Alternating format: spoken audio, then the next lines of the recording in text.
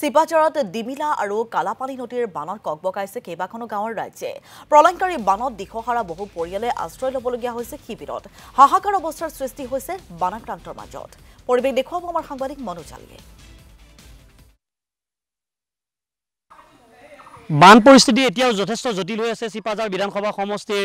যে দুনি সমীপৱৰ্তী অঞ্চলত আৰু মই দেখুৱাইছো এনে ধৰণে বাঢ়নী পানীয়ে যিসমূহ আচলতে বসতিপূৰ্ণ এলেকা সম্পূৰ্ণ বুৰাই পেলাইছে এই ধৰণে দেখিবলৈ পোৱা গৈছে এইসকল লোকে বাঢ়নী পানীৰ ফলত তেওঁলোকে এতিয়া যথেষ্ট দুৰ্ভোগ ভুগিবলগীয়া অৱস্থাৰ সৃষ্টি হৈছে মই দেখুৱাইছো পিছফালে সহযোগী ভিডিঅ' জাৰ্নেলিষ্টৰ জৰিয়তে এইসকল লোক যিয়ে আচলতে এতিয়া ওখ স্থান বিচাৰি তেওঁলোকে এতিয়া নিতৌ অন্য এটা স্থানলৈ ঢাপলি মেলিবলগীয়া অৱস্থাৰ সৃষ্টি হৈছে কথা পাতি অঞ্চলটোৰ লোকসকলৰ সৈতে সমস্যা কেনেকুৱা হৈছে আপোনালোকৰ এতিয়া সমস্যা কি আপোনালোকৰ এতিয়া আমাৰ বানপানী এতিয়া থাকিব জেগা নাই তেনেকুৱা এতিয়া শিবিৰত লাগি নিব আহিছে দুনিয়ালৈ তাৰপিছত এতিয়া দুনিয়ালৈ যাব লাগিলে আমাৰ 10 কিলোমিটাৰ দূৰলৈ যাব লাগে তেনেকুৱা আমি জানিব পাৰিছোঁ এতিয়া আপোনালোকক শিবিৰ পাতি থাকিবলৈ কাৰণে আহ্বান জনাইছে এতিয়া আপোনালোক হয় এই 4-5 দিন হ'লে বানপানীতে পৰি আছোঁ আমি এতিয়া ওখ ঠাই নাই আমি মাথোৱাৰীত আছোঁ শিবিৰ পাতিছিলোঁ তাতে দুনিলৈ 2 কিলোমিটাৰ আঁতৰত যাব লাগে আমি ঘৰো এৰি থৈ যাব নোৱাৰোঁ সেইকাৰণে আমি ইয়াতে থাকিবলৈ লৈছোঁ এইখিনিয়ে আৰু এই বছৰে বছৰে এই হেৰিটো হৈয়ে থাকে আমাৰ এতিয়াতো বহুত পানী এই পানীতে আমি থকাৰ অসুবিধা হৈ পৰিছে চৰকাৰৰ ফালতো তেনেকুৱা এটা অসুবিধা পোৱা নাই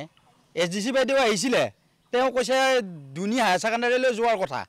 আমি দুনি হায়াৰ ছেকেণ্ডাৰী গ'লে কম 2.5 কিলোমিটাৰ যাব লাগে যোৱাৰ অসুবিধা পশুধনৰ অসুবিধা কি বিভিন্ন অসুবিধাত ভুগি আছোঁ আমি হয় দেখুৱাইছোঁ এয়া পুৱাতে এনে পৰিৱেশৰ সৃষ্টি হৈছে এয়া চিপাঝাৰ বিধানসভা সমষ্টিৰ দুনিৰ দৃশ্য য'ত আচলতে আই মাতৃসকলে এতিয়া যথেষ্ট অসুবিধাৰ সন্মুখীন হৈছে আন আমি কিছু লোকসকলৰ সৈতে কথা পাতিম এইফালে আহিব দাদা এতিয়া আমি দেখিছোঁ আপোনালোকৰ ঘৰত থাকিব নোৱাৰা অৱস্থা যথেষ্ট পানী হৈছে আপোনালোকৰ ঘৰতে পানী এতিয়া পানীতে থাকিব নোৱাৰা হৈছে গৰু ছাগলী একো মানে ভবা নাই পানীৰ কোবত ঘৰ দুৱাৰ ভাঙিছে কিছুমান খহি পৰিছে বেৰা ঘৰৰ কাঠিগুড়া খহিছে এতিয়া শাস্তি হৈ যায় আমাৰ মানে যুদ্ধ বাহা এতিয়া আমাৰ হাহাকাৰ কি কৰা যায় কি কাহিনী হৈছে আমাৰ যিখিনি মহিলা মানুহ তেওঁলোকে এতিয়া ক'ত বসতি কৰিছে বাৰু তেওঁলোকে শিবিৰত গৈছে আৰু কিছুমান আছে পদমাটি শিবিৰত আছে যায় সেই মতা এতিয়া আমি ঘৰত আছোঁ আৰু এয়া আচলতে স্থানীয় ৰাইজৰ বৰ্ণনা মই দেখুৱাইছোঁ পিছফালে ভিডিঅ' জাৰ্নেলিষ্টৰ জৰিয়তে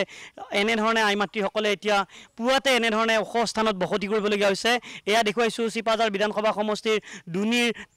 টেঙেৰা অঞ্চলৰ পৰিস্থিতি মই কথা পাতিম এগৰাকী আই মাতৃৰ সৈতে কেনেধৰণে আছে এতিয়া কিবা পাইছেনে বাৰু চৰকাৰী সাহায্য বৰ্তমানলৈ একো অহা নাই কিন্তু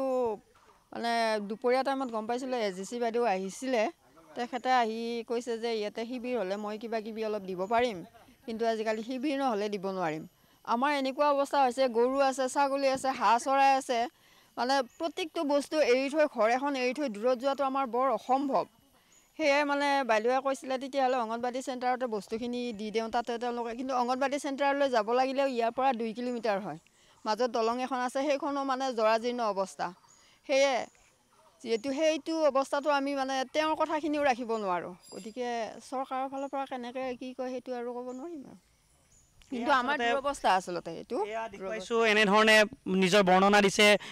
বানপীড়িত ৰাইজে ইতিমধ্যে এইগৰাকী মহিলাই